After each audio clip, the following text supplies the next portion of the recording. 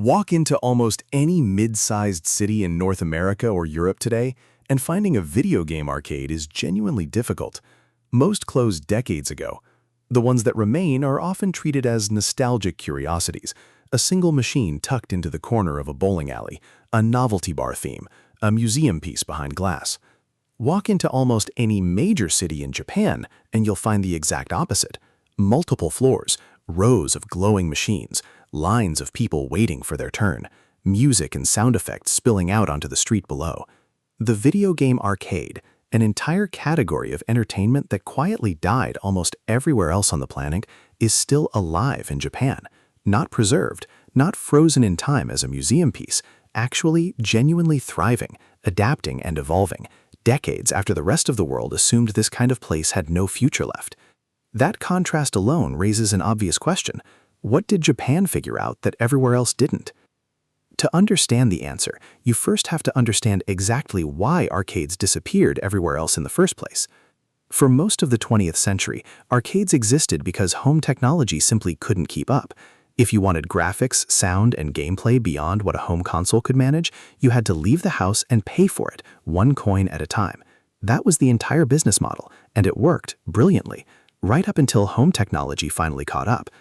Once home consoles and personal computers became powerful enough to replicate and eventually surpass what arcade machines offered, the core reason to leave the house evaporated almost overnight.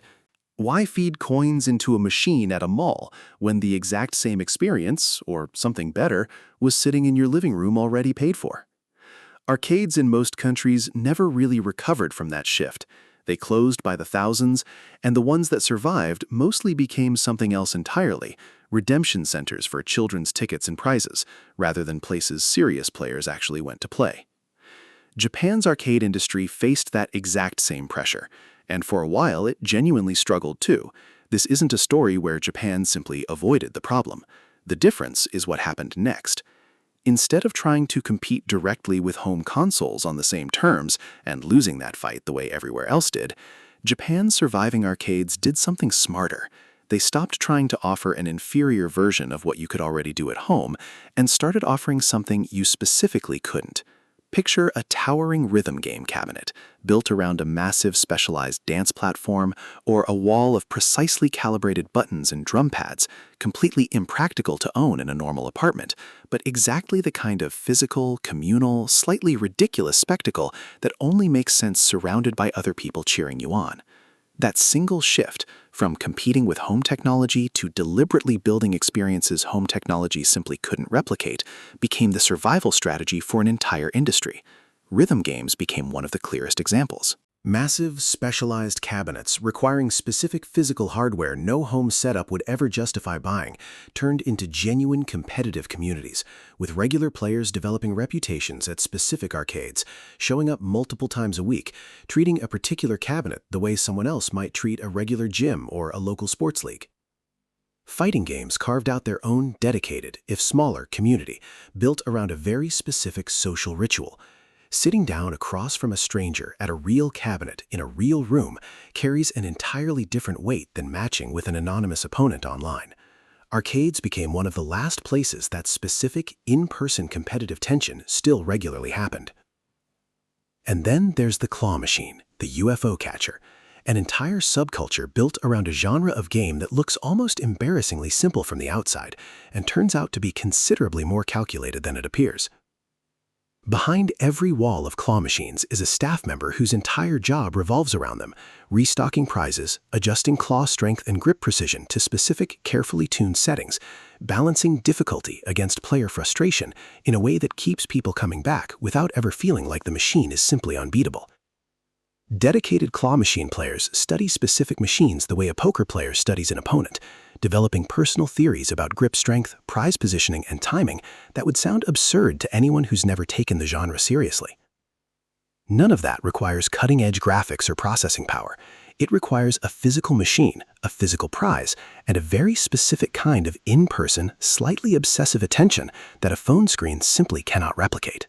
Purikura, elaborate photo sticker booths, took a similar but distinctly social approach. Less a game in the traditional sense, more a shared creative ritual. Groups of friends piling into a small booth together, posing, decorating the resulting photos with elaborate digital effects, walking away with a physical printed memory of that exact moment made together in that specific place.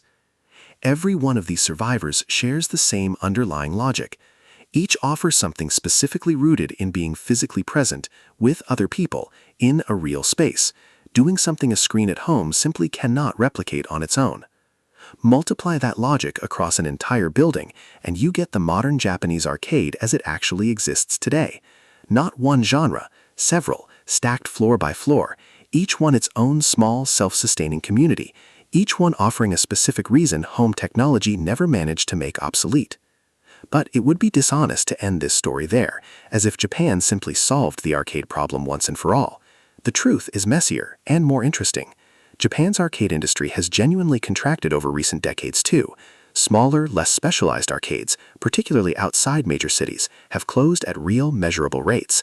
Rising real estate costs, aging buildings, expensive equipment maintenance, and a newer wave of extremely sophisticated mobile gaming are all putting renewed pressure on an industry that already had to reinvent itself once already.